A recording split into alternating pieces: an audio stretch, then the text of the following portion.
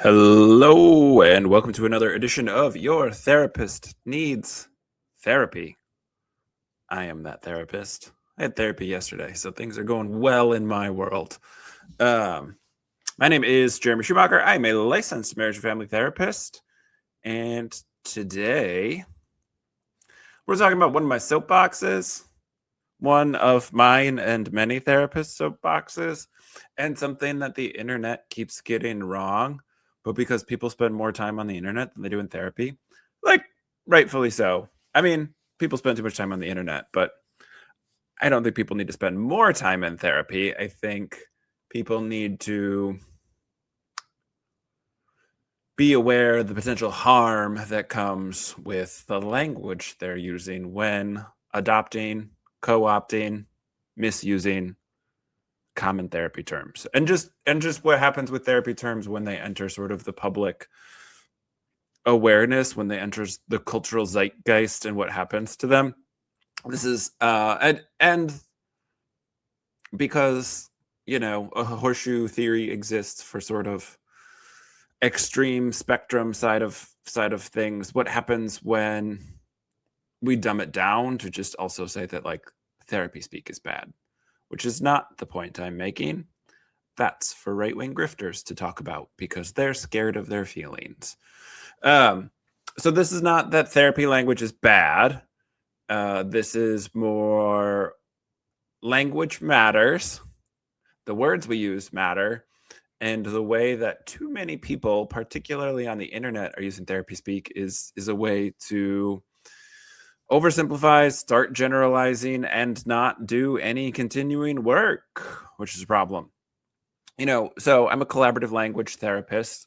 I don't often necessarily label the work that I do, but if I have to fill out a form somewhere that has the different schools of thought, I inevitably have to write in collaborative language because it is never an option. It's pretty niche style of therapy that I like to do. Collaborative language therapy comes from the postmodern school of therapies. So solution focused, which used to be known as brief solution focused therapy, narrative therapy, and collaborative language therapy were all sort of packaged together back in my schooling days when I first learned about it. And I've spoken glowingly about Harleen Anderson and her work previously. Her book, Conversations, Language, and Possibilities, was the thing that like not just kept me in grad school and on the path to becoming a therapist, but like changed the way that I was becoming a therapist and has really influenced my entire career. Phenomenal book. It's still on my bookshelf. It's one of the books that has probably lasted longest on my therapy shelf. I swap things out somewhat regularly, and there's a lot more books that aren't therapy books than there used to be on there because I think there's less utility to therapy books. So collaborative language therapy is a lot about words, and I'm a nerd about words. The hip hop that I listen to is predominantly about the wordplay in it. My favorite band is Pink Floyd because I like their lyrics. I think the language matters, and I think words matter. Collaborative language is all about meaning making and understanding being an ongoing process that happens while you're conversing with another person. It happens in conversation. You are actively dialoguing with another person, and where that happens, when that happens, how that happens, all shapes the meaning making that it's created. But there's an active and ongoing living process, and words are the vehicle in which that meaning making is understood. And so setting matters, and environment matters, and other circumstances matter, but how we as a species interact with each other is our words. It's what sets us apart from other species, and it's how we do something like meaning making. And so I'm like a word nerd. Both my parents at various points in their careers, both of them are teachers, were teachers, they're both retired, I suppose. Both of them were English teachers at different points in their career, which is very funny because like my mom's a word nerd and my dad is not. And so they're very different types of English teachers. But that's just sort of the household I grew up in. Words were important. I grew up talking about alliteration in poems and talked about, the precision of language, say what you mean and mean what you say. It was like a common sort of mantra in our house. of the secular mantras that were available, pretty limited, lots of religious slop I grew up with. And again, we'll get into who uses words a certain way with politics, but religion is a really good example. And for all my religious trauma survivors that I work with, for all the people who are tuning in, coming from that background, this is going to make a ton of sense to you on why language, the words we use affect the meaning. Like, this is not like a heady concept. That makes sense, right? Do we call a hot dog a sandwich? And like, why not? Is a taco a sandwich? Some of these sort of funny memeified ideas highlight and make very accessible the idea that like language is important, and also language is sort of silly. And so where it moves from this makes sense, obviously, to some of the headiness is like, reading a bunch of Derrida and Foucault and a bunch of other French philosophers from the postmodern movement, but also that every single word carries that opportunity, and every single word comes with all sorts of meaning attached to it, both for the speaker and the listener. And so there's so much rich nuance there that the headiness is not in the concept itself, but in how crazy complicated it gets the more words we use. Are we talking to one person? Are we talking to two people? Are we talking to a group? Do we have a family dynamic? And so when you start looking at the therapy application of collaborative language, it makes a lot of lovely sense. How much interplay is available in words when you're working with couples or you're working with families, which is, again, how I was trained. I'm a little far afield of the topic, but I want to highlight that like language is what I've been doing in my therapy work forever. It's talk therapy, and the style of therapy that I like is very language based.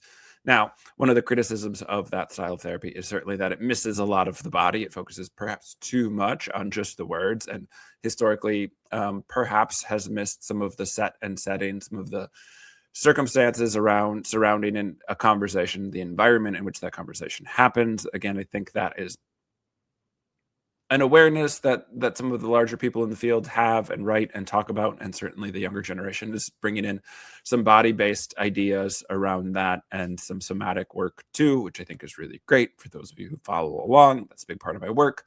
I'm sort of this loosey-goosey is the wrong word, unstructured, intentionally, therapist who uses collaborative language, but then I also do somatic work. I also do DBT. I've trained in working with psychedelics. So like there is that language part of my work that I really, really, really love and have always been aligned with.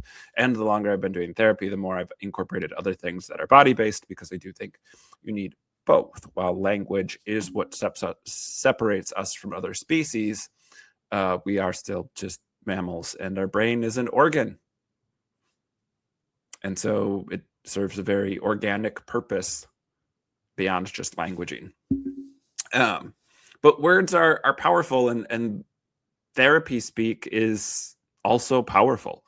The idea, again, when we sort of bring in a power analysis, a therapist saying you have an anxiety disorder, when a therapist says, hey, you are clinically depressed, when a therapist says, based on this assessment and our conversations, I'm diagnosing you with autism spectrum disorder. Though the weight of that language shifts when it's coming from an authority figure, like a therapist or a doctor or a psychiatrist, right? But I think anybody who's doing that in a helpful way is being aware that like this language in and of itself isn't meaning making. The language is a summary or a shorthand for something else. When I am working with late diagnosed people and we talk about ADHD is a shorthand for the symptoms, the cluster of behaviors that go along with that person's neurotype. And again, I think the DSM gets it wrong. Longtime listeners know I don't speak highly of the DSM. I don't speak highly of how the DSM started, and I certainly don't speak highly of how it's used now, which is not at all the way that it was designed to be used. Capitalism. But the words matter. And again, when we're saying it's not so much that it needs to come from an authority, but authority in most of these cases with licensed professionals derives from experience and education. And again, I'm very wary of putting people on a pedestal. Collaborative language therapy is very much based on the idea that therapists are not experts. We exist in a space of not knowing, and our job is to uh, begin to know, to create new knowing, to create new understanding with our clients. And so we're not experts telling clients what to do. It's not prescriptive. It is about not knowing and curiosity surrounding that. And the language is the vehicle to create understanding. Um, but we live in a world where sometimes people want that. Sometimes people want someone to say, what is going on? What are my options? What would be helpful? I don't want to go to the mechanic and them to say, what do you think's wrong with your car? Because I don't fucking know anything about cars. I would love you to fix it. And so some clients, some people come into therapy and certainly want that. And again, that's where I think good therapists have different modalities that they can draw from. A therapist just doing one thing over and over again with every client is a huge disservice. Um, but education and experience matters. The idea that it's coming from somebody who's trained and studied this for a while is meaningful. And therefore the words exist in that context. Again, zooming out and looking at environment. When I talk about autism spectrum disorder, or I talk about ADHD or any other diagnostic criteria, that means a certain thing to me. Whereas, BuzzFeed top 10 list uses those words differently. And that is the first thing to sort of pay attention to, is like where these words are being used matters. If you're in the middle of an argument with a partner and they say, stop gaslighting me, that is different than a therapist saying gaslighting. Gaslighting is my go-to example for this phenomenon, in that I don't know that I've ever heard somebody use it correctly. I've heard myself use it, I suppose, in therapy, explaining to people what it actually means and how we actually use it. But gaslighting isn't a different opinion. Gaslighting isn't just simply lying. It is a pattern of behaviors designed to elicit an abuse response. And so, like, it's one of those things where that's not like my friends were gaslighting me this weekend, ha ha. Like, it's not mild. It's a pattern of abuse, and there's a power dynamic involved, and there's manipulation involved, and it's very intentional. That's different than you and your partner disagree about what you said last weekend your plans were going to be. One of you thought it was dinner and one of you thought it was lunch, and that's not gaslighting. So the context matters. Again, I think most of the time when I hear some of this stuff, and I don't watch reality TV, but I do see clips enough and people analyzing clips to know, like, I think it's there a lot. This therapy speak is sort of normalized in the reality TV sphere, which is just a thing I'm not familiar with. But sometimes people are using therapy speak as an appeal to authority, right? As a cognitive bias, as a shorthand to say, I learned this from my therapist. My therapist taught me to recognize the pattern. Now that I recognize the pattern, I'm diagnosing your behaviors. And like, by and large, for therapists, that's not what we're doing. We're not trying to go create a bunch of amateur therapists. We're trying to help people get healthy, right? When I take the car to the mechanic, I don't want the mechanic to teach me how to fix it. I guess in an ideal world, that is what I want, in that I have unlimited free time and lots of resources. So I would like to know things. I like learning. But no, in the modern world, I just want them to fix it. Exchange of money for goods, So the mechanic isn't trying to create a bunch of amateur mechanics. The mechanic is just fixing it. Now, therapy is different than mechanics, right? That metaphor doesn't go real far in this example, because therapists aren't fixing things either. But therapists are helping people to recognize and identify their own patterns, not, importantly, underline 3 times, to do that to or for other people, right? And one of the things that helps me understand some of the dynamics is, like, sometimes people are using therapy speak to establish their own authority. They're trying to create a power imbalance or tap into some sort of power that isn't, again, based on years of training and study. And so it becomes a shorthand, not for let's describe simply the symptom of behaviors or this cluster of symptoms. Let's instead shorthand, I know what I'm talking about and you don't, therefore I'm correct. And that's like not good. That's, again, a grab at power. Sometimes people are using therapy speak to avoid accountability.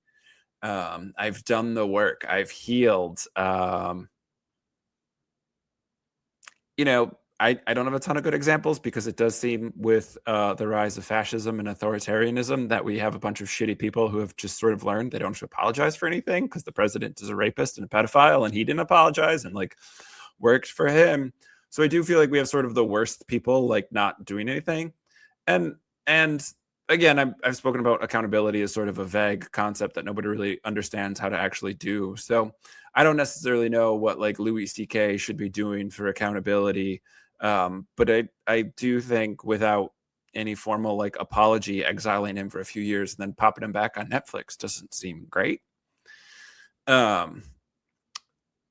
Avoiding accountability can be in that sort of very public sector. Again, I've done the work. I'm in therapy as a shorthand for like, stop holding me accountable for my behaviors. But in a small focus and in not the public spotlight, I think it's just a conversation ender. And so something like, you're gaslighting me is a way to end a conversation. He's a narcissist is a way to end a conversation. She's a narcissist. Pathologizing disagreement. I'm triggered. You're crossing my boundaries. Stop making me do the emotional labor. These are all ways where, again, I think it's both. It could be either or both. Pathologizing disagreement or ending a conversation, which again may or may not be avoiding accountability. But these are all terms that meant something in the way that researchers were talking about certain topics and the way that the researchers were explaining things, and then practitioners were researching things and back and forth in that ongoing process to create understanding and identify patterns in our species. And so something like triggered in the trauma world was an important thing to sort of understand. And now the meaning has drifted. I would say triggered has been in the cultural zeitgeist the longest and is probably the least inaccurate. Whereas like gaslighting, narcissists, attachment styles, boundaries, emotional labor, all those things have really started to, I think, drift. And like, I don't know, the bastardization of language is not a new phenomenon, but I certainly think like the TikTok bastardization, it's a portmanteau available there. My brain's just not figuring it out. That is speed running some of this stuff that's just accelerating the process in which some of these terms can enter the cultural awareness and then the meaning starts to drift. And so, again, language and therapy speak as a shorthand serves a purpose. I find it's very freeing for people when I do diagnose, which I don't always do. I don't bill insurance, so I don't have to, which is awesome. And I really like, because the diagnostic model is based on the medical model, which is all deficit based. That move has allowed me to diagnose when I think it will be helpful, which is helping people understand why their brain is doing what it's doing. And then the work becomes, with that new information, with that understanding, with that paradigm shift, what do we do? What does healing potentially look like? What does management look like? What does resource allocation look like? What are realistic expectations? And so that knowledge is very helpful in that shorthand for this thing that impacts our resources, our management, our general functioning, is a really helpful thing to be aware of. And so that diagnosis is very powerful and very helpful, right? It's not inherently prescriptive. It's with this information, what do we want to do next? And it's for people who are really struggling. Like, why is it so hard for me to go from task A to task B? Why do I get so bothered when my partner says this thing? Why do I go into shutdown when this thing happens? And so that shorthand can explain a lot of complex processes, how they work together for that person's specific brain. I'm going to keep going back to my mechanic analogy, even though it's not a great analogy. if you drive a Toyota, if you drive a Prius, you don't want your mechanic putting Honda parts in it. And one of the things with therapy is like that very specific personalization you get from your therapist is specific to you. And then people want to go out and extrapolate their anecdotal experience in their own life, their lived experience, and say it makes sense to me for this, so it must be true for everyone else. And again, I think this is one of the things where it, like, the meaning drifts, but also it starts to lose meaning because that just simply, it's a shorthand for you, right? Wellness with Jer, if you have no concept of English naming, you don't know what Jer is short for. And even if you know English names, you might not know what Jer is short for because it could be a couple of different things, right? And I have people who are like, is your full name Jeremiah? Because they think I've shortened from Jeremiah to Jeremy to Jer. Like, nah, it's just Jeremy. But, like, that shorthand serves a purpose for me and for the people who know me and people who refer to me a certain way. But it is an effective shorthand for everyone. And that's the reality of diagnoses, of symptom clusters, of this language that's identifying patterns. This is a good shorthand for you. Right? If we're talking about attachment styles, of the things I threw out as examples, probably the one I have the least issue with. I don't have any issue with boundaries. I just have issue with how people use what people think boundaries mean. Talk about that in the past. You can find that stuff out on my website or past podcast episodes. But the attachment style is like a good starting point. But anything that dumbs down is the wrong word. See, language matters. Anything that oversimplifies to such a degree that all of humanity can be understood under 3 to 6 different categories is woefully inadequate. And I think a lot of times, I mean, people who study attachment style and know attachment style, there's more than 3. But I think the cultural awareness of attachment style is pretty limited. Anxious, avoidant, and secure, I would say, is what most of my clients come in knowing before working with me. And like, that's a fine starting off point. But again, it's a shorthand and it's shorthand for you. We're using that in context, and you will have different attachments with different people. So again, even just style and attachment style is a shorthand. Somebody might be, I don't know anything about fashion. I don't know anything about cars, and I keep using a mechanic metaphor. Someone's style might be very 90s grunge. That doesn't mean they dress that way all the time, right? Like, it's a style is a shorthand. It's a trend. It's a pattern, not an all or nothing, not an always thing. And so, like, again, attachment style is not inherently diagnostic in the sense that it becomes predictive. It's not if this, then that. If somebody who has an attachment style that is anxious and somebody who is attachment style who's avoidant get together, it's not going to work because of this. And like, that's the type of shit that I see on TikTok. That's the type of stuff that clients send to me and be like, oh no, my relationship is never going to work. My clients don't talk like that. That's how I read all texts.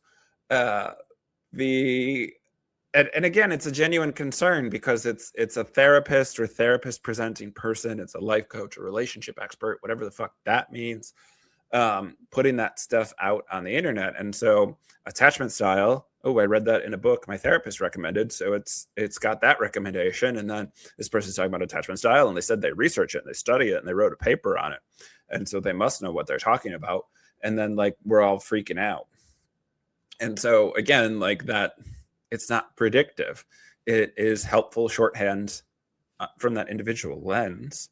And again, you're going to be like, well, Jeremy, I listen to your podcast a lot, and you talk a lot about nuance and how easily predictable large groups of people are. And so again, the reason the shorthand keeps getting jumbled up, especially on something like social media, is because it does work to generalize, to summarize a lot of people's behavior in a singular category. But again, that isn't predictive. That's why something like therapy exists, because there's so much nuance on that individual level. So a lot of people can respond to something like attachment styles. More harmful example would be something like love language, which is just a totally made up thing that will not die. Again, the idea that there are only 5 ways for humans to love each other is outright preposterous.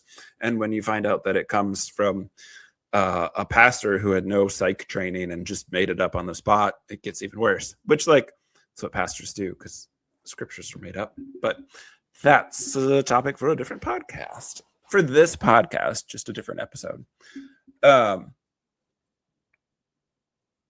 Yeah. So anytime that shorthand is being used as a conversation ender instead of a placeholder or a shorthand, a summary for a more complex thing, I'm overstimulated is a shorthand I will use often. I am neurodivergent, I'm ADHD and autistic, and that shorthand saves me and my partner a bunch of time for them to understand that, like, it could be too much stimuli. It could just be for me, often with my ADHD brain, it's just the wrong mix of stimuli. Because I do really well when I am well stimulated. Lack of stimulation doesn't help my brain most often.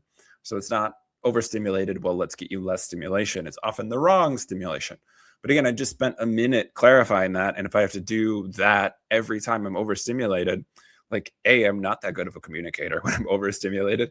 And B, like, that's a huge time suck. And so I'm overstimulated creates an understanding between people who spend a lot of time together and have built that understanding where that's a really useful shorthand. But my version of overstimulated isn't true for everyone else. And everyone else who gets overstimulated isn't gonna want the same thing. And neurotypical people get overstimulated, and that means something to them. And neurodivergent people get overstimulated, and that means something else to them. And it looks different for every individual on the spectrum. And so again, that idea that, like, that's a useful shorthand in the way that saying a shortened version of a name or a nickname or a reference to a place that we have a fun name for, or a secret text language we have with our partner or our best friend or whomever, like, as a placeholder for a more complex idea, as a summary, as a shorthand, it works really well. When it is, I'm emotionally intelligent and you're not, end of conversation, you have to figure out your own trauma, I'm triggered, as enders of communication, that is unhelpful. And that's not what the language was ever designed to do. The language was designed, again, to create shared meaning.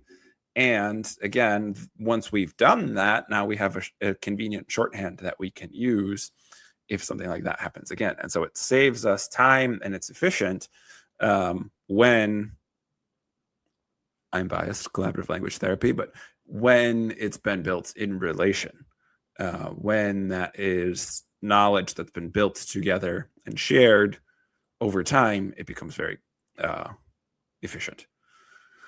So, and this is how knowledge then moves into, like, protecting hierarchies, which is not what therapy is. Well, is a little bit of what therapy was designed to do. We're actively, those of us doing good work in the field, are actively working to continue to dismantle that.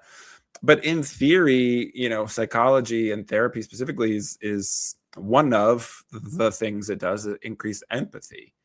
And so when our curiosity is ending, when our care, concern, when our learning, when our pursuit of understanding is ending because of the language we're using, we're doing it wrong.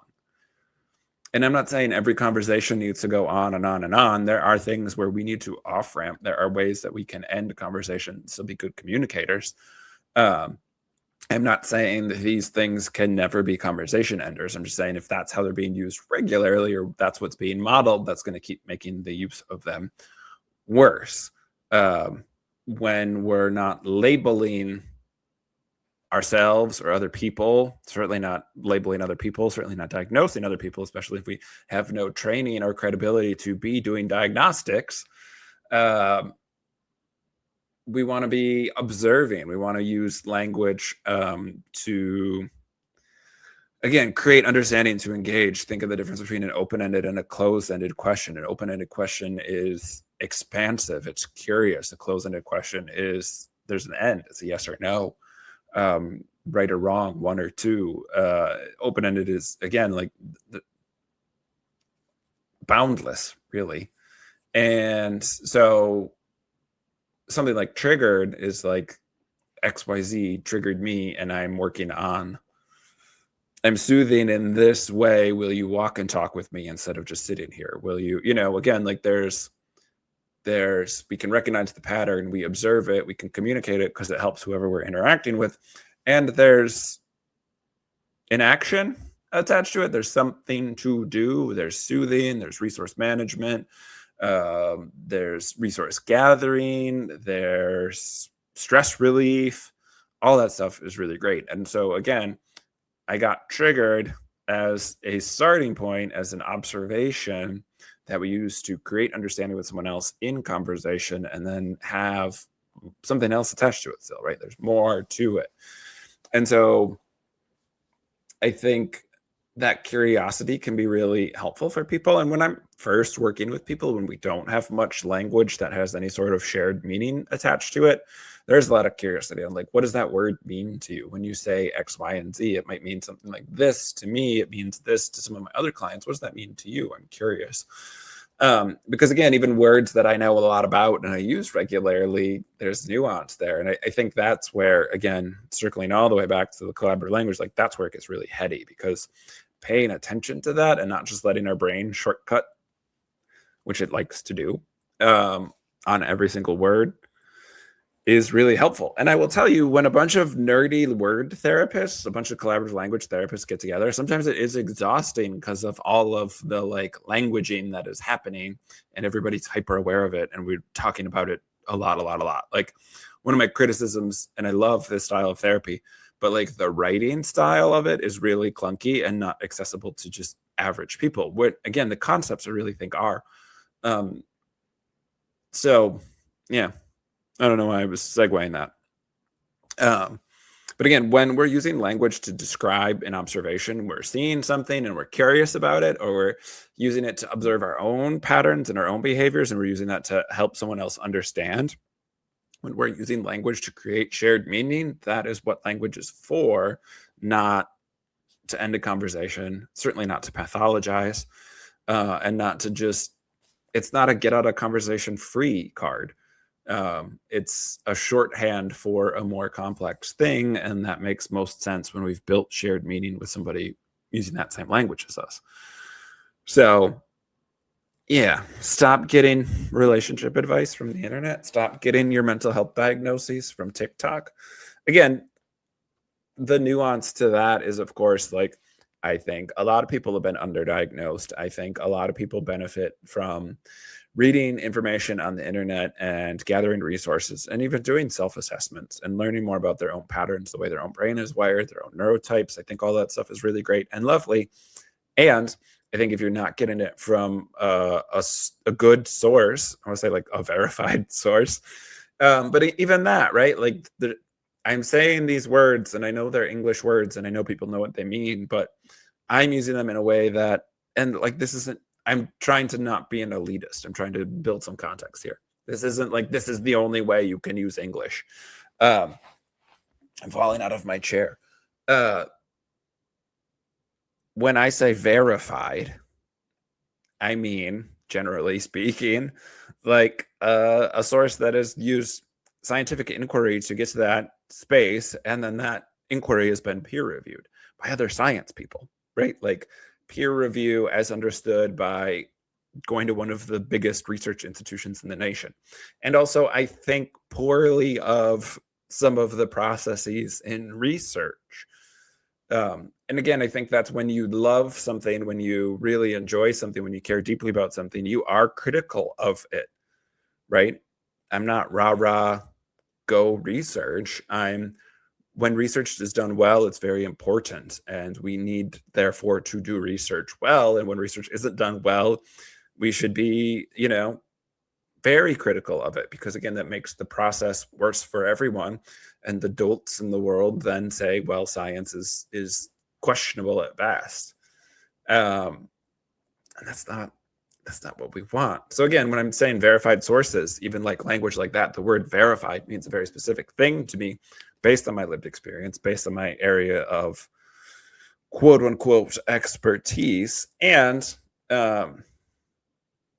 I think the quote unquote experts need to do a better job of making things readily accessible to people, because otherwise TikTokers, YouTubers, the daily morning news show hosts who aren't trained in any of this stuff, create spaces where the meaning starts to drift. Again, I think because people who study this stuff, because researchers, because people who are on the cutting edge of this stuff aren't always good at communicating to other people who aren't at that same level of experience or knowledge, do a really poor job. And it's something that other cultures historically did really well, where you think of like someone who was like a wise person, an elder, some of the like, I don't know, like Aesop's fables, some of these things that are timeless because they include messages and morals around the human experience.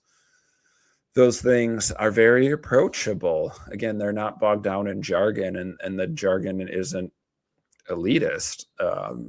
It's approachable and it's readily accessible, and it is a good summarization for, again, a large swath of the population. A lot of people do that. And so we like the simplification. We like the shorthand. It's just, again, when we let the shorthand turn rigid or turn predictive, or we are dogmatic about it, that it starts to fall apart. And when language is not used with curiosity, when it doesn't stimulate more conversation, when it doesn't create more understanding, there is a question of like, why are we using it that way then? And I'll tell you, most people are using it poorly, and most people don't have a good reason to be using it poorly. Some of it's mindless, but a lot of it is malicious, and then that's what is modeled, right? So even for like the mindlessness, sometimes is malicious, not because the person using language that way is malicious, but because it's been modeled for them in a malicious way. And they've just mindlessly picked it up and they parrot it, and that's not helpful. So with curiosity, with openness to learning, with that pursuit of creating mutual understanding, I like therapy speak. I use it in therapy, the context where it is probably works the best, but also, like, again, to be wary of that. And this isn't to wag your finger in people's faces who use therapy speak, but this is, again, to create understanding and to engage in curiosity. If somebody uses therapy speak, like, that's a bright flashing light for more questions, clarifications, more understanding is possible. That word is a shorthand for something. What does that mean? It's like a drop-down menu where you actually click on the drop-down and then you get a ton more information. That's cool. I like knowledge. People are fascinating and interesting. Learn more about them. So I think, again, instead of that being like, ooh, red flag, you shouldn't use therapy speak in the real world, how dare you? To be aware that, like, that is an opportunity for more understanding, for more connection. There's a chance for curiosity there. And I think that's really lovely. Ta-da! So yeah, pay attention to how you're languaging. Pay attention to how people around you are languaging. Read French philosophers from the 60s if you want to learn more about it. They're fun. Sometimes they're not very fun. Let's see. What else do I have? That seems like it. I am, what are we? July 7th I'm recording. Because I'm not recording anything ahead. I've been very lazy, but I've got my feelers out. The schedule is back on track. So we'll have some guests lined up soon, which is very cool and fun and exciting. In a crazy turn of events and how time normally works, my retreat is coming up, is about a little over a month away. If you are still interested in supporting survivors, there's a link up on my website, but also down in the show notes if you want to check that out. That's very cool. I'm doing I think it's fun, series over on YouTube right now on Divorced Dad Rock, the soundtrack of emotional avoidance. If you listen to the podcast but don't follow me on YouTube, go check that out. I'm having a lot of fun with it, and it's not algorithm friendly. So if you directly go listen to it, that helps more people find me. All right, y'all, take care of yourself. Take care of somebody else. We'll be back next week with another new episode. Peace.